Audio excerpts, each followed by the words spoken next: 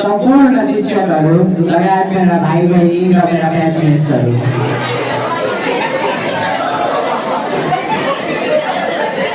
आज यहाँ उभिन पाउँदा मलाई निकै नै गर्व लागेको छ। यहाँ म यतिकै साधारण स्टुडेन्टको रूपमा नभइकन न्यू होराइजनको एउटा निकै नै गर्वमय स्टुडेन्ट जसले न्यू होराइजनको हिस्ट्रीको पहिलो खोजी ल्यायो त्यसको रूपमा उभिन पाएको छु। आज यहाँनिर सबैजनालाई चाहिँ मेरो एससीको बारेमा सबैजनालाई चाहिँ म आफ्नो केही कुराहरू सेयर गर्न चाहन्छु। स्टुडेन्ट लाइफ भनेको एउटा जम्मा एउटा फेज मात्रै होइन क्या, यो भनेको हामीहरूलाई नेचर बनाउने टाइम हो। हामीहरू हिँड्न नजानेको टाइमदेखि नै हामीहरू यहाँनिर एज ए स्टुडेन्ट आउँछौँ र त्यहाँबाट हामीहरू एउटा सिटिजन भएर यहाँबाट पास आउट हुन्छ। त्यही क्रममा पास आउट हुन अगाडि हामीहरूले एससीको इक्जाम दिन्छौँ। यो एससीको इक्जाम भनेको इट्स अल अबाउट प्रेसर। हामीले एकदम धेरै पढेर लोकसेवाले पढ्नु जति नै पढेर एससीमा केही पनि हुँदैन। हामीहरूले एससी भनेको it's all about handling pressure. हाम्रो दिमागमा हामीले कतिको प्रेसरलाई सस्टेन गर्न सक्छौँ, त्यो प्रेसरसँग कतिको राम्ररी त्यो प्रेसरसँग एडप्ट गर्न सक्छौँ भन्ने मात्रै हो। हामीहरूले कुनै पनि इक्जाम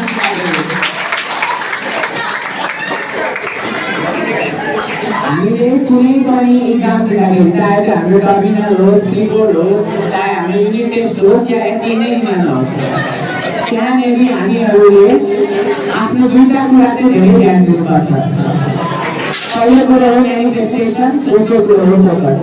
हामीहरूले पढाएको बेला फोकस गर्नुपर्छ, धेरै पढ्नुपर्ने छैन। जम्मा दिनमा आधा घन्टादेखि 1 घन्टा पढ्नुपर्छ, तर त्यसमा पनि कन्टेन्टलाई चाहिँ पुरै फोकसमा राख्नुपर्छ। र त्यति गऱ्यो भने हामीहरूको जुन पनि इक्जामलाई चाहिँ हामीले सजिलो पनि क्र्याक गर्न सक्छौँ। र दोस्रो हो मेनिफेस्टेसन।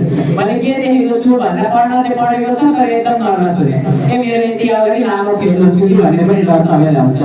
तिमीलाई 4 GPA ल्याउँछ, 3.95 ल्याउनु छ, 3.98 ल्याउनु छ भने त्यही ल्याउने भन्ने सोच्ने, कसैले पनि त्योभन्दा कम ल्याउँछु म भनेर सोच्ने नै होइन। त्यो मेनिफेस्टेसन। म मेरो एउटा कुरा सानो एक्सपिरियन्स सेयर गर्छु। म डे 1 देखि नै मेरो 4 आवर्स भनेर मेनिफेस्ट गर्थेँ। त्योभन्दा मुनि कहिले सोच्नु पनि हुँदैन, किनभने त्यसो गर्दाखेरि कहिलेकाहीँ के हुन्छ भने गुन्डा आउँछ हामीलाई। र तेस्रो कुरा त स्मार्ट वर्क। हामीहरूले ठिक्क पढ्ने, फोकसमा पढ्ने, युजफुल रिसोर्सेसहरूलाई लिने, राम्ररी पढ्ने गऱ्यो भने, टिचरहरूसँग क्लोज भयो भने हामीहरूको राम्रो इक्जामको रिजल्ट आउँछ। र अर्को कुरा चाहिँ मैले मेन कुरा के भन्छु भने हामी यहाँ जतिजना स्कुल लाइफमा यहाँनिर अझै पनि छन् भाइ बहिनीहरू, उहाँहरूले चाहिँ आफ्नो स्कुल लाइफलाई लास्टै इन्जोय गर्नु, किनभने अब हामीहरू सबै पास आउटहरूले, मेरो साथीहरूले अब स्कुल लाइफ चाहेर पनि हामीले फर्किन सक्दैनौँ त्यहाँनिर।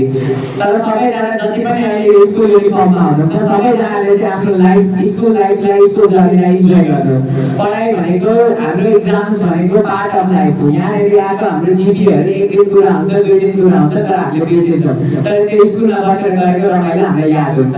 त्यसैले पढ्ने बेलामा हामीले जति सक्दो फोकस गर्नुपर्छ, तर रमाइलो पनि सँगसँगै छोड्नु हुँदैन। र यति भनेर साथै म आफ्नो टिचर्सहरूलाई लास्टमा थ्याङ्क यू भन्न चाहन्छु, आफ्नो साथीहरूलाई थ्याङ्क यू भन्न चाहन्छु, आफ्नो प्यारेन्ट्सहरूलाई थ्याङ्क यू भन्न चाहन्छु कि उहाँहरूले मेरो यो 4 GPA ल्याउनमा चाहिँ धेरै हेल्प गरिदिनु भएको छ। हस् त, धन्यवाद।